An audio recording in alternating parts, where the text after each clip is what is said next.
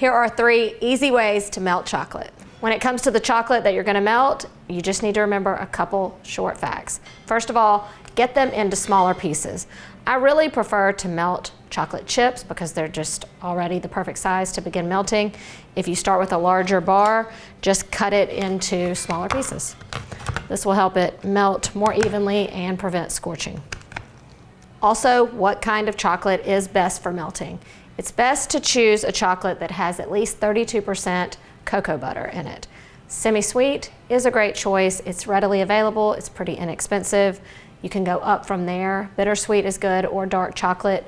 The one chocolate I would stay away from is milk chocolate because that's just better for snacking. I would be remiss if I didn't start with the proper way to melt chocolate, and it's also super easy. This is the double boiler method.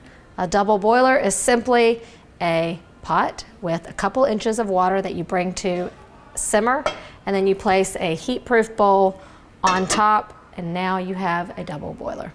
We're going to put our chocolate right in here and get the process going. Yes, it really is just this easy.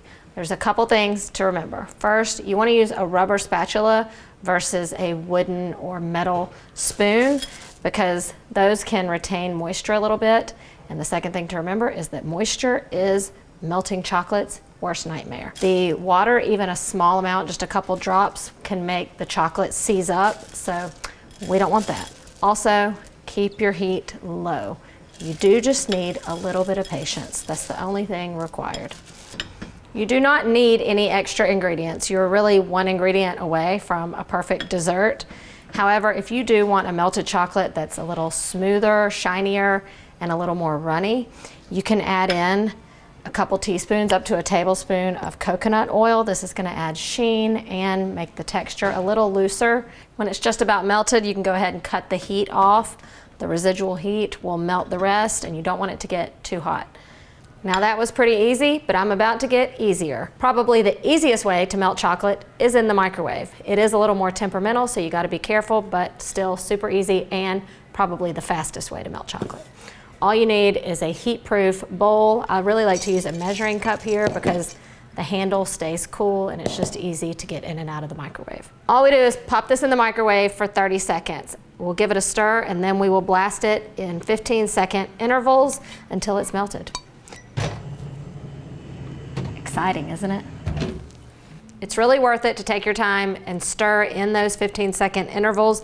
This will promote even melting. If you don't do that, the chocolate will burn and seize up on the sides. Let me show you. You can definitely see burnt chocolate isn't nearly as pretty. And there we go. Perfectly melted chocolate.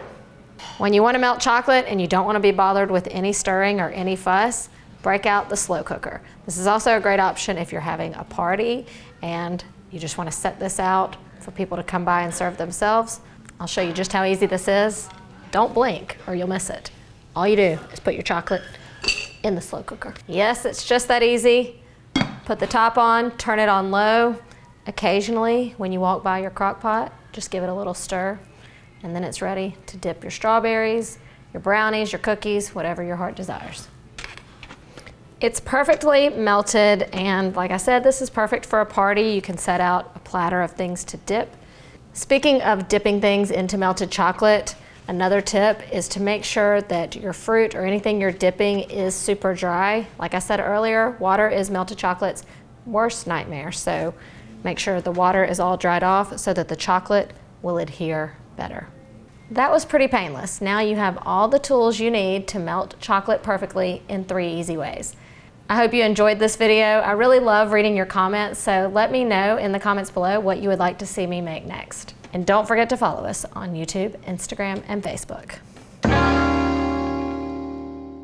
Then you're going to do 10 to 15 sentences.